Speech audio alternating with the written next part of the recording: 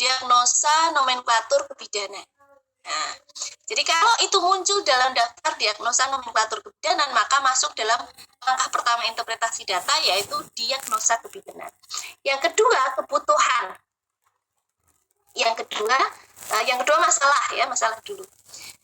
Masalah adalah di saat ibu tahu bahwa dia bermasalah, ya, dan kita pun tahu bahwa ibu bermasalah. Ibu tahu bahwa dia bermasalah dan kita pun tahu bahwa si ibu bermasalah. Ya. Contohnya apa? Contohnya misalnya tadi peningkatan frekuensi miksi. Ibu menyampaikan kepada kita bahwa saya khawatir kok dulu saya nggak seperti ini frekuensi BAK-nya, tapi sekarang kok jadi sering sekali.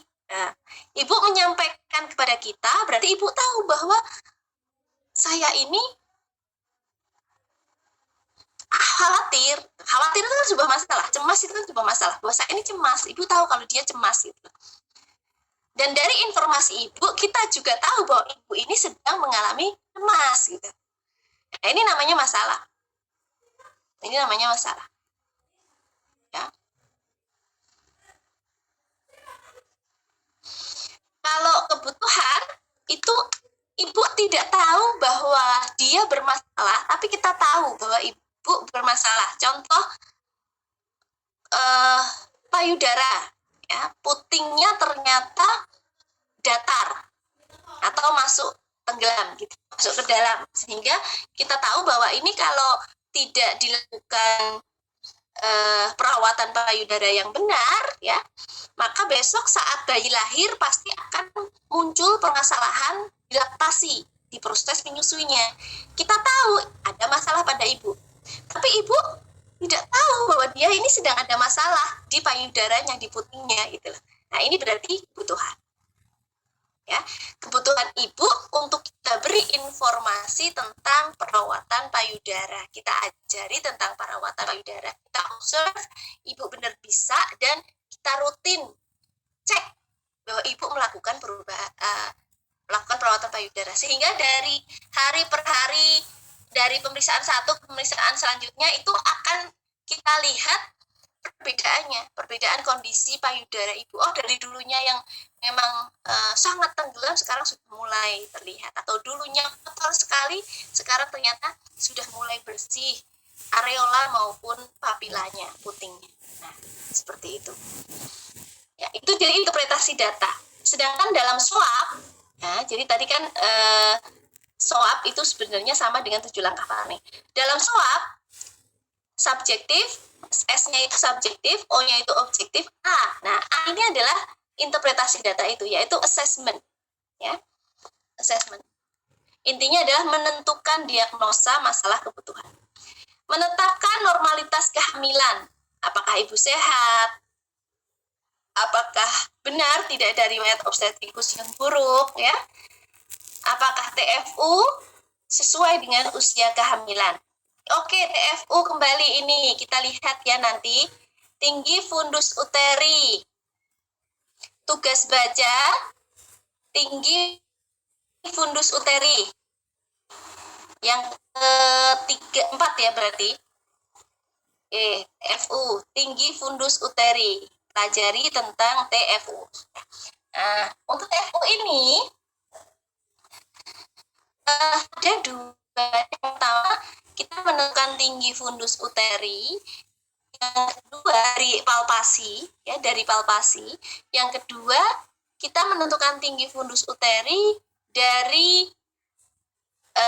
dengan menggunakan Medline, ya, dengan menggunakan Medline atau pengukur. Kalau orang bikin baju itu kan meteran yang buat ngukur pas bikin baju, yang kecil panjang, ya, tahu ya teman-teman ya? Tahu Bu. Tahu nggak? Tahu Bu. Pakai. Oke, terima kasih. Jadi nanti tugas baca untuk itu dulu. Pertemuan depan kita ulas tentang ini. Jadi TFU tentang tinggi fundus uteri, baik yang palpasi maupun yang menggunakan Medline.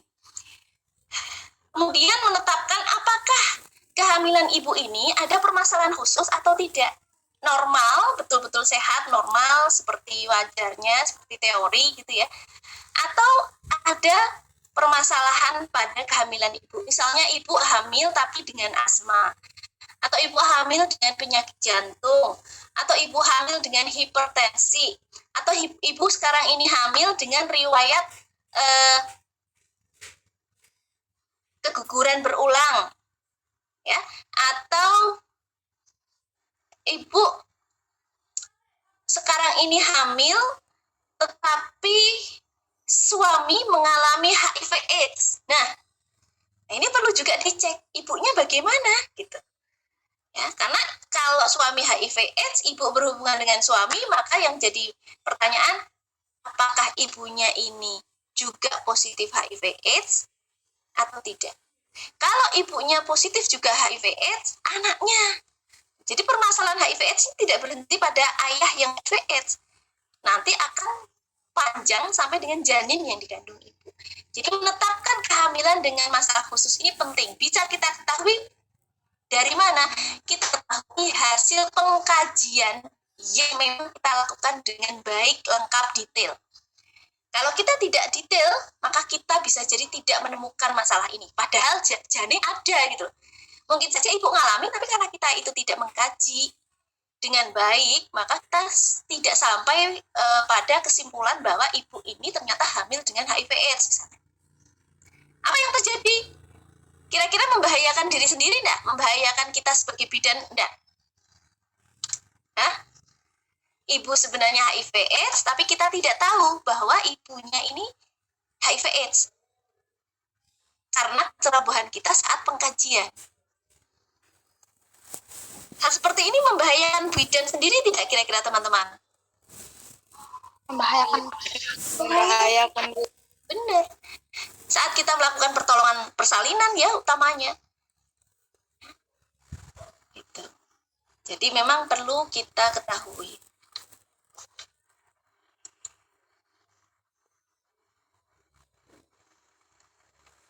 Adakah masalah psikososial? Ini juga termasuk masalah khusus. Adakah kekerasan dalam rumah tangga? Adakah ibu kekurangan finansial? Ini juga terkait masalah khusus, tidak melulu penyakit. Ya. Menetapkan kehamilan dengan masalah kesehatan yang butuh rujukan A atau kerjasama penanganan. Kalau ternyata ibu mengalami masalah kesehatan yang itu sudah bukan ranah kewenangan bidan, maka jangan sungkan untuk melakukan pelayanan kebidanan yang lain. Jadi pelayanan kebidanan ada kolaborasi ya. Ada kolaborasi. Tidak hanya mandiri, jadi kan ada mandiri, ya, ada konsultasi, ada kolaborasi. Nah, jangan sungkan untuk merujuk untuk melakukan konsultasi ataupun kolaborasi. Gitu. Kalau memang sudah di luar ranah kewenangan kita. Menetapkan kehamilan dengan kondisi kegawat daruratan, maka langsung rujuk. Ini contoh-contoh untuk kegawat daruratan dan permasalahan kesehatan saat kehamilan. Ya. Apakah hanya ini? Yuk, tidak. Ya.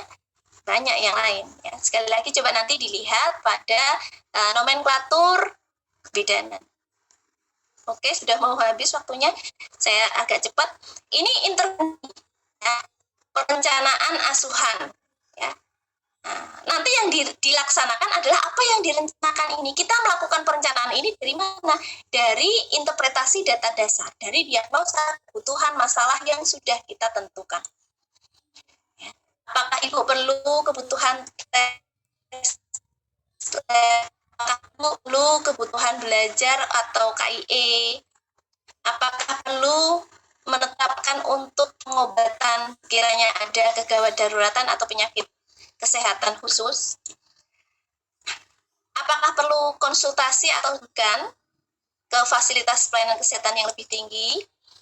Apakah perlu konseling khusus?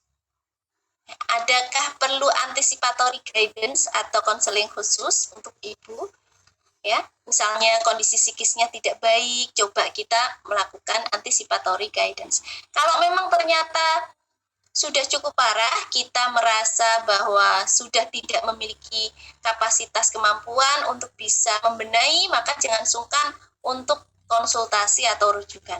Meski itu psikis ya, nanti akan ada psikolog, akan ada dokter jiwa ya, yang lebih berhak menangani. Ini yang tadi saya juga ulas, menetapkan kebutuhan konseling HIV maupun PMS, penyakit menstrual ya ini.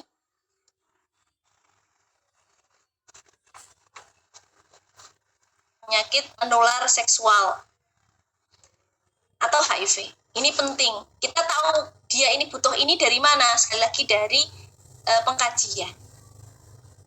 Ya, dari pengkajian. Misalnya ibu mengeluh kok alat kelaminnya itu gatel. Saat kita lakukan pemeriksaan inspeksi, kita lihat bahwa keluar cairan dari vaginanya. Dan saat kita lihat, ternyata kita langsung membawi aroma yang tidak enak, bau busuk. Mungkin saja ibu PMS, punya penyakit menular seksual. Atau kita lihat, ada jengger ayam di sana, ya. Mungkin saja ibu PMS. Nah, kebetulan untuk konseling HIV PMS ini nanti harusnya memang ditindaklanjuti dengan pengobatannya, terapinya. Tidak berhenti sampai di sini. Menetapkan jadwal kunjungan sesuai dengan perkembangan kehamilan. Oke, ini beberapa hal yang akan kita berikan kepada ibu. Apakah hanya ini ibu? Tidak, tentu saja tergantung klien kita seperti apa. Akan tergantung klien kita seperti apa. Ya, baik teman-teman, saya akhiri untuk asuhan kehamilan kunjungan awal ini. Nah, ini untuk kehamilan kunjungan ulang setelahnya, ya. Maka setiap kali kunjungan antenatal yang dilakukan setelah kunjungan antenatal pertama. Tujuannya mendeteksi komplikasi yang mungkin saja pada kunjungan awal belum bisa kita deteksi. Persiapan kelahiran dan juga gadar. Gadar itu gawat darurat. Kalau memang ternyata ada kegawat daruratan pada ibu dan janin. Serta pemeriksaan fisik ya. Yang fokus. Ya, oke, ini materi pada pertemuan selanjutnya. Baik teman-teman, sudah pukul 9, saya stop share. Kalau nanti ada pertanyaan bisa ditulis di chat WA group. Tugasnya tadi berarti ada 4 ya. Ada 4. Mbak Winda mungkin bisa dibacakan tadi apa saja Mbak Winda? Tugas bacanya. Yang pertama dari tingkat kesadaran. Oke, terus. Pemeriksaan panggul yang meliputi distansia spinarum, conjugata externa, distansia cristarum, dan lingkar panggul. Oke, sip. Terus ada yang 3 itu ada Leopold. Yang itu TFU, yang bisa dari palpasi atau dengan Madelin. Oke, TFU ya. Baik palpasi maupun Madelin. Sekalian saya tambahkan 5 tentang pemeriksaan kaki pada ibu hamil ya. Coba nanti dibaca dulu. Teman-teman harus aktif ya. Kalau saya bilang baca berarti dibaca ya. Jadi nanti pertemuan depan saat kita itu ketemu dan bisa nyambung karena memang keterbatasan pelajaran online kita kurang bisa minim prakteknya, ya jelas ini minim prakteknya, harusnya seperti ini harus sudah di lab kita besok itu, tapi karena keterbatasan kondisi maka saya butuh peran aktif teman-teman pas disuruh baca. Setelah ini nanti saya akan ada tugas lain praktek, ya sebisanya kita dengan segala peralatan yang ada. Misalnya di teman-teman ada tenaga kesehatan yang dikenal yang baik gitu ya. Berkenan untuk dimintai tolong ya, nggak apa-apa, nanti minta tolong, minta pinjam alat dan seterusnya. Untuk pertama mungkin minta diajari di sana, atau keduanya minta izin untuk menggunakan alatnya dulu ya. Baik, sementara ini saya kira cukup ya, ini dulu kita ketemu untuk pertemuan minggu depan. Teman-teman jangan lupa absensi di Google Classroom. Terima kasih. Assalamualaikum warahmatullahi wabarakatuh. Matur nuwun. Selamat siang, Bu. Dan pembelajaran saya tutup.